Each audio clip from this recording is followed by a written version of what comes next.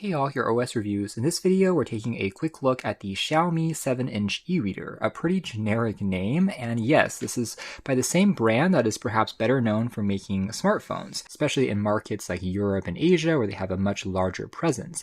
But yes, Xiaomi does also make all types of other tech-related products, and true to its name, it's a 7-inch Carta E Ink display which has a pretty sharp 300 ppi resolution, a black and white panel which offers excellent contrast, as well as a paper-like overall finish, making it extremely easy to read outdoors when you're in direct sunlight. You can be lounging by a pool somewhere and it still remains visible, just like on a regular piece of paper. Whereas a normal LCD or an OLED screen, of course, would be much more difficult to read without cranking up the backlight, which would drain more power. And that is one of the benefits here. Plus, at the same time, if it starts getting darker around you, you can also activate a front light, which is sandwiched in between the glass as well as the ink panel, to provide you with some additional illumination in darker spaces. It's actually a pretty even lighting as well, which further includes color temperature adjustment, making it warmer or cooler based on your preferences. One of the reasons why I was curious about this e-reader, aside from it coming from Xiaomi, a brand that I do like for their smartphones, has to be with the design. Some people have commented that this is a clone or clearly inspired by the Kindle Oasis e-readers, which unfortunately have been discontinued by Amazon. And the Oasis actually developed a bit of a cult following for being a very premium e-reader in terms of the ergonomics as well as the fit and finish, having the classic page turn controls, which might be missing on some of the more minimalist style e-readers available, as well as having a design that kind of tapers off on the back. And we have all of those same attributes on this Xiaomi unit as well, which makes it a little bit slimmer on one side, so as you are holding onto it, it's actually conforming to the shape of your hand, making it super comfortable as you're reading. So yeah, it is a little bit of a shame that Amazon has since given up on their previous premium flagship e-reader. Now they have replaced the Oasis with the Kindle Scribe as their top-of-the-line Kindle device, which, just for reference, we have over here. The problem though is, in my opinion, the Kindle Scribe is a completely different product than the Oasis, this being much more of a conventional, compact e-reader, again a 7-inch screen, compared to the 10-inch panel found on the Kindle Scribe,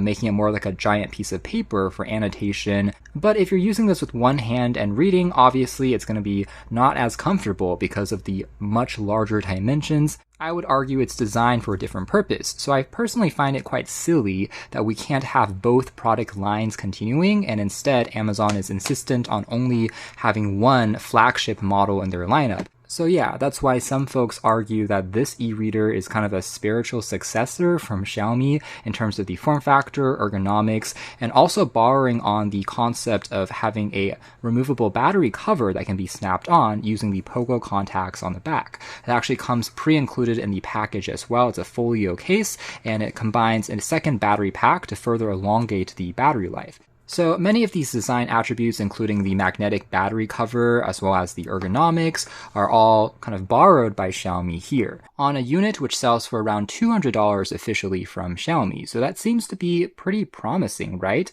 Well, unfortunately, there is one big problem with this Xiaomi 7 e-reader, and you can kind of tell that by Xiaomi's official website, mi.com, in that all of the adverts for this are in Chinese. And yes, unfortunately, that's not only the website itself, but rather the actual tablet or e-reader being entirely in Chinese or Mandarin language. There is no way to change the system language into English with the default launcher. I find that to be just a shame for a company that is increasingly having more international presence. I mean, how difficult would it be to just include in English as well as a couple of other language options in system settings, something that all kind of Android phones have had for many years now, but they made this very strange decision. And what's even more frustrating is actually Xiaomi already came out with a similar e-reader called the Mix 7 back in 2022, so about 2 to 3 years back, and also having the ergonomics that we talked about similar to the Kindle Oasis. And this unit by comparison does have English language support out of the box.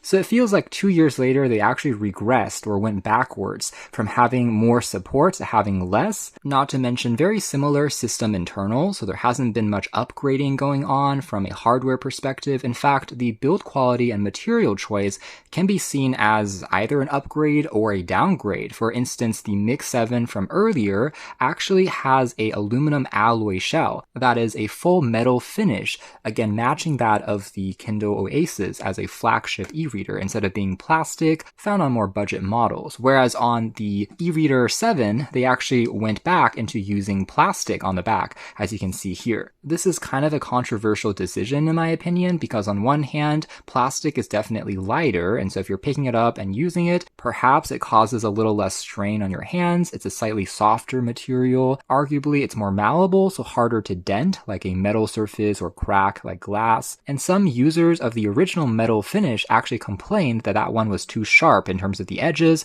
as well as just too cold when they were picking it up, or too slippery for it to be as comfortable, even though the build quality did feel extremely premium. So some didn't mind the change into a lighter plastic frame, although in my opinion it does feel not quite as premium in its DNA as the concept of that original Kindle Oasis and the Mix 7 from before. But regardless, I still like the overall fit and finish, being super lightweight and ultra slim at its narrowest point. Now, with those limitations in mind, another reason why I was curious about this device is actually because currently there is a campaign live on Kickstarter called the MoaanFLY E Ink Paper Tablet, as you can see here. Now, at first glance, you might think it's a completely different product, but actually Moan is the sub-brand, or I should say ecosystem brand of Xiaomi producing their e-readers. So this one here is technically manufactured by Moan, even though it has the Xiaomi logo on it. Similar to previously, we saw Honor and Huawei using that kind of relationship as well before they broke apart.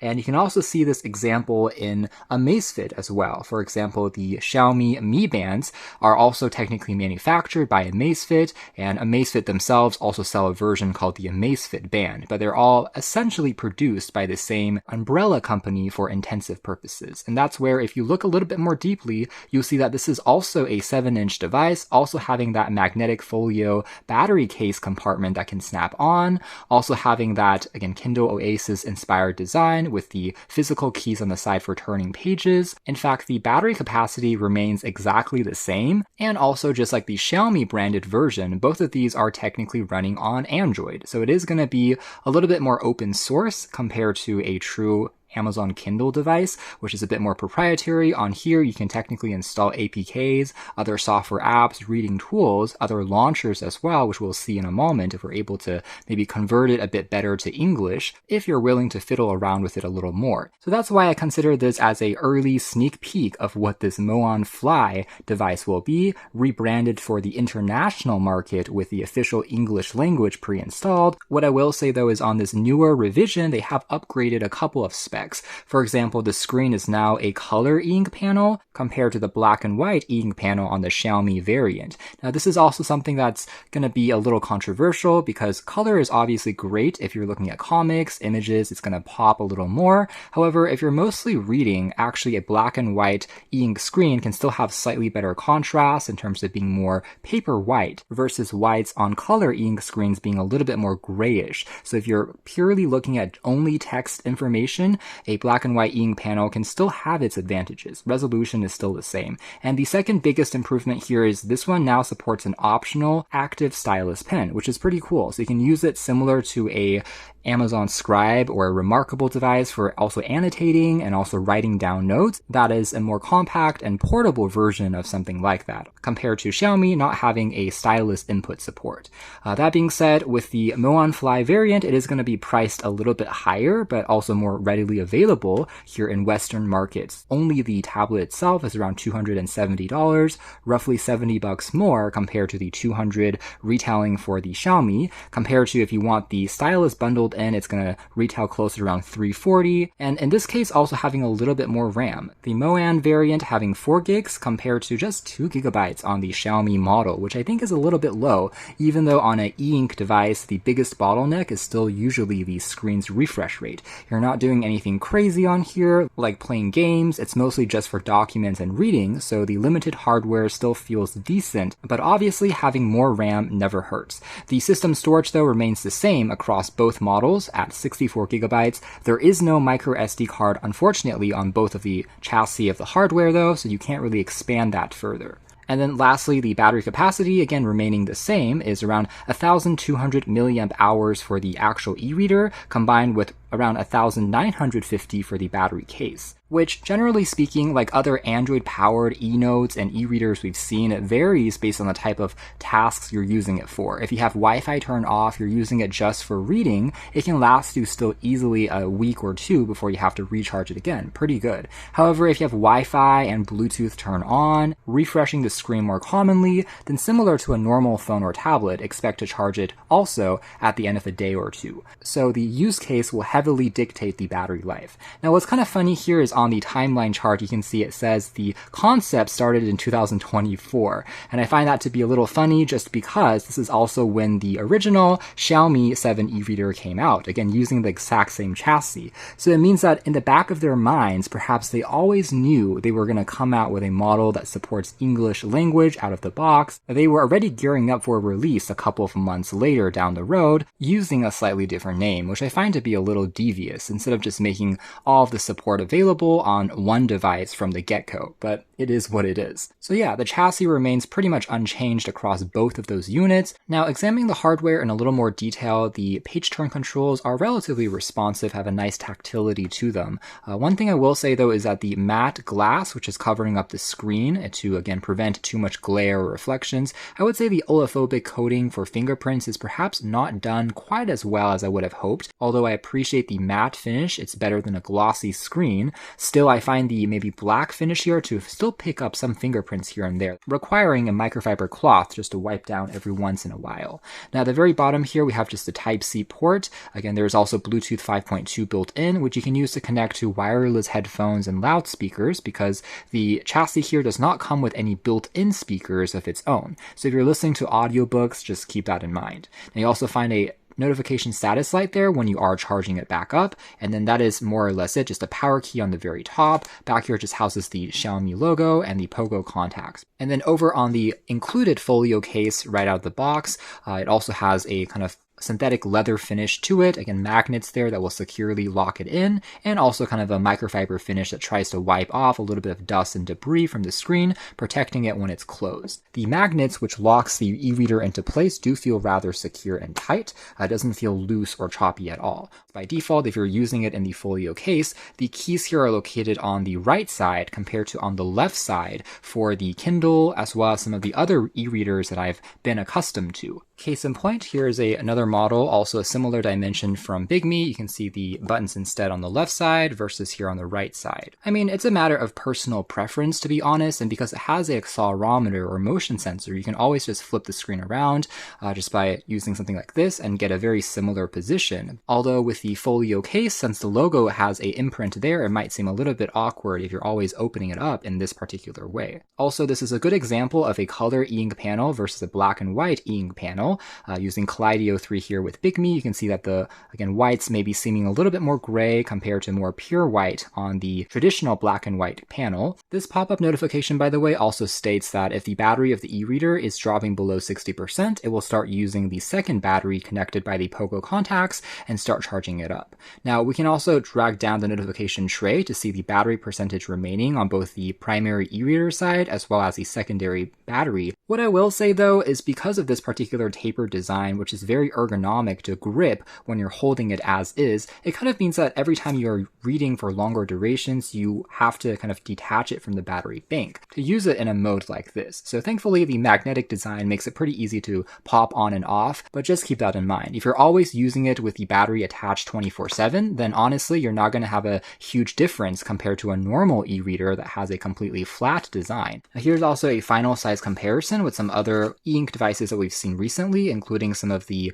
phone-sized e-readers like the Books Palma 2, for instance, this one having a 6.1-inch panel compared to 7 inches, but this is a more conventional 16:9 aspect ratio compared to the taller 2:1 like a smartphone with the Palma that's going to be more pocketable, although both are classified as compact e-readers at the end of the day.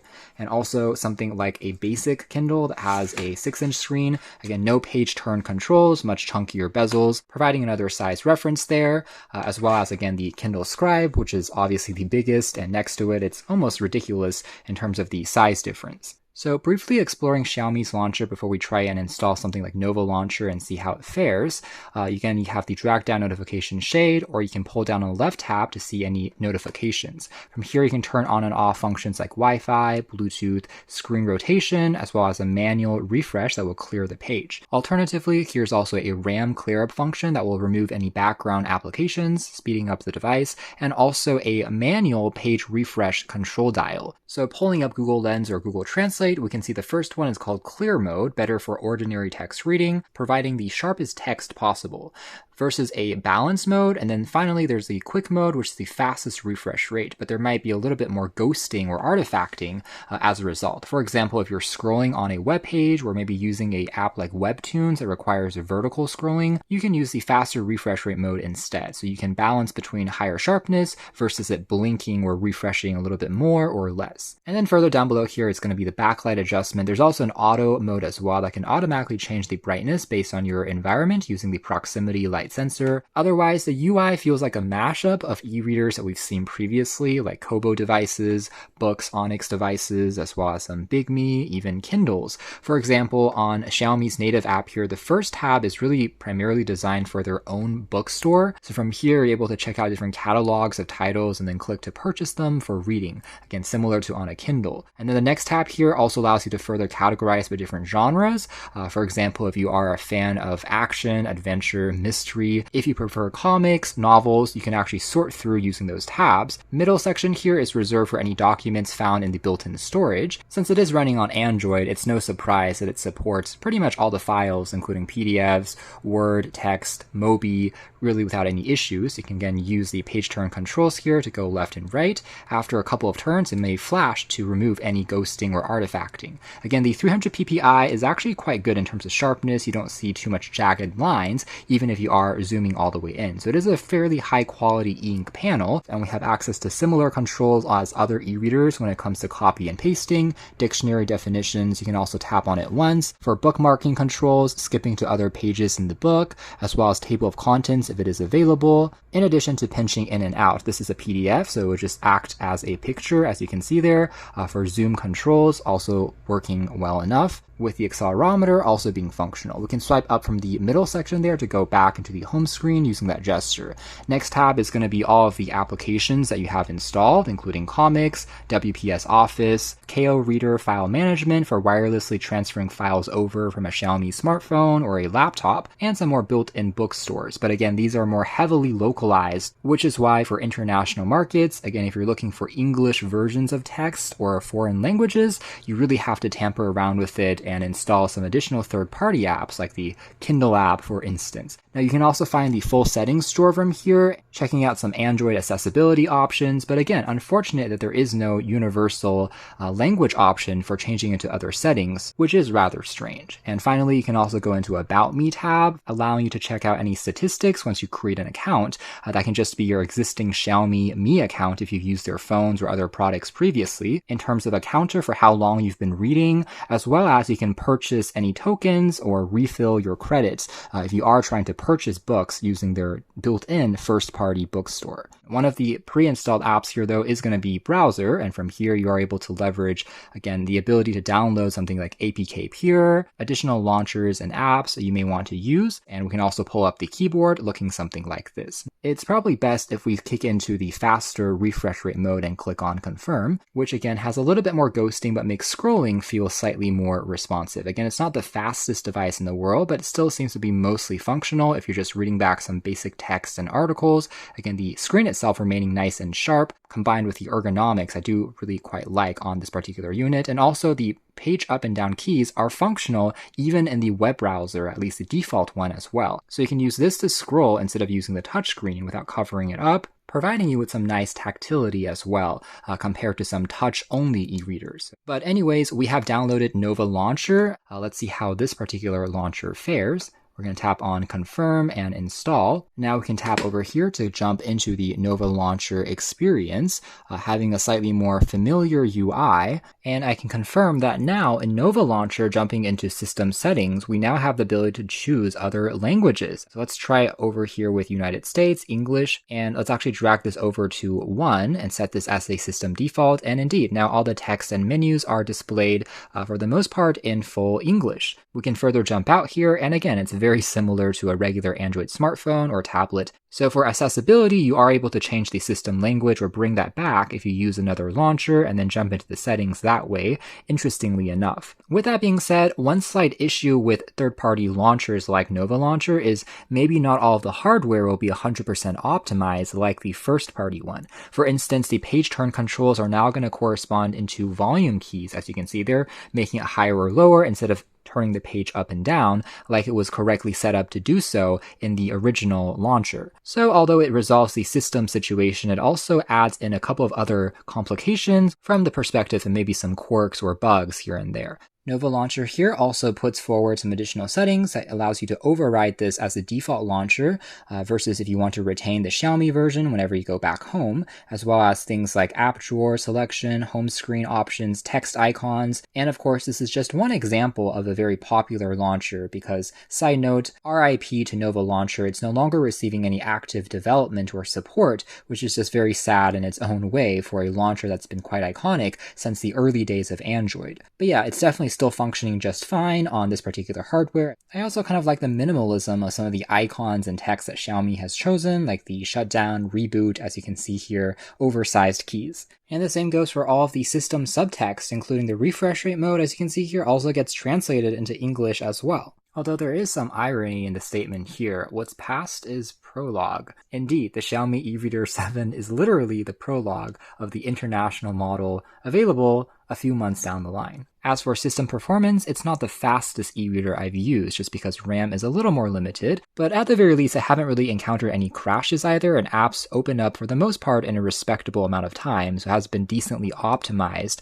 And this is an example of comics with the built-in Bilibili comic app. It provides an idea of what images might look like, so this is a instance of Spy Family, also a very popular Japanese animation, and you can read back the information on here, optimized for the page turn control as well, and also the battery status on the very bottom. So overall not bad from the perspective of legibility as well as clarity and sharpness on the screen. But yeah, I have to say that the Oasis-esque ergonomics are definitely pretty nice to use once you are holding onto it. The super lightweight frame as well as the comfortable grip makes it a very satisfying experience as you're reading on it for hours and hours on end. And this thing is in fact even lighter than many actual novels and comics in paper form. So case in point, this is a paperback version of a novel, The Girl with the Dragon Tattoo, and you can see that pretty large difference in size as well as weight next to something like this. If you're just putting this into your backpack, traveling with it, even with the added battery case and folio for protecting the screen, it still ends up being significantly lighter. So there we have it. That's been a brief exploration and kind of a discussion of the state of the Xiaomi E-reader 7-inch. A super generic name, I have to say, and kind of a confusing product in many ways. On one hand, I am still really a fan of the ergonomic and form factor here. I think there's definitely space in this market for a premium, regular aspect ratio e-reader that's comfortable to grip, like the Kindle Oasis, except having a slightly more flexible operating system, technically running on Android, allowing you to install additional apps, also combined with pretty solid fit and finish, thanks to Xiaomi being a pretty respected tech brand at this point, even though they're most known for making smartphones. And again, giving us a kind of preview or a sneak peek of what that international version released through Kickstarter, of all places, will be like in terms of the general experience. So yeah, I would say if you're in the Western market, in the US and Europe at this point, it probably just makes the most sense to wait or purchase that MoaanFLY variant instead because of the better language support, having a little more RAM, which never hurts, as well as that color e-ink display, all in the same chassis, the same form factor, very similar rock chip processor running the show. Surprisingly, I like this thing a little bit more than I was expecting, just because of how how lightweight and slim this e-reader is. As for this original Xiaomi branded version, well, unless you are fluent in Chinese or you're really willing to play around with it, or perhaps if you happen to be in Asia and you're able to get a really good deal on one of the Xiaomi units. But yeah, as for the rest of the world, I would say it's a good thing that there is a slightly souped up version in the same chassis and design, ironically enough also kind of mirroring Amazon as well, because Amazon of course pulled out of the China market, so there are no Kindle e-readers or even Kindle books that you're able to purchase in China as well. So maybe this is Xiaomi's way of trying to use a similar strategy, but I just think a global international strategy is usually the best way forward. Anyways, you can check out more details of this or the MoaanFLY if you're interested in the links down below, but for now that's been our video. Thanks for watching here at OS Reviews. That's been the rather curious case of the Kindle Oasis inspired Xiaomi 7-inch e-reader.